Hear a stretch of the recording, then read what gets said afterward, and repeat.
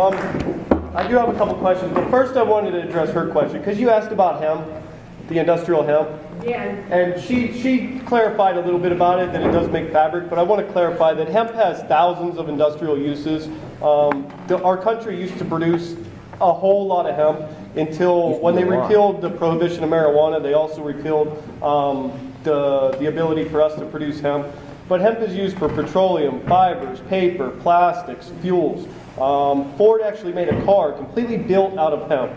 A lot of countries around the world produce hemp, and we actually import the hemp that we use from them instead of letting our farmers produce the hemp, create jobs, build an economy around it, and then we can have thousands of uses, thousands of things that are made from hemp, and we're actually producing the hemp in the United States.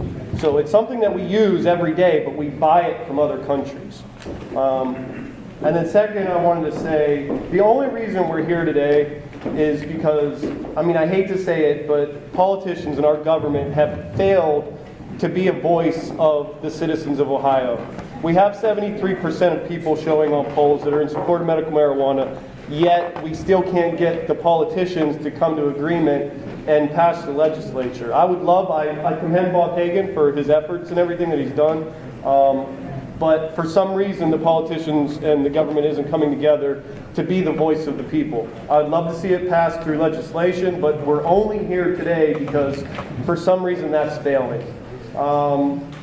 And I also want to say that it's our constitutional right to propose an amendment. If the politicians and the government fails in passing legislation, then if enough people stand up and come together, that's when we can propose an amendment. And it only gets to that point when government has failed to do their job and be the voice of the people. So I ask all you guys, as government politicians, to be the voice of the people and let us get this passed. It doesn't matter if we're forced to do it as a grassroots movement, or if our legislation will do it for us, but it's something that's inevitable. It's going to be done. It's just how it's going to happen. I do want to be clear that the governor does have the ability to appoint his own board members, so there will be a voice of the politicians and the government involved in making the laws. Let's see what other notes I have. Bear with me for a second. As far as how it's going to be monitored, my question for you guys is, how long do the effects of marijuana last on a person? How long are debilitating effects as far as impairment?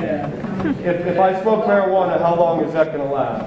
It depends on how much you smoke, first of all. It depends on body weight, depends on your metabolism. Roughly. But an average, that's the metabolites show up.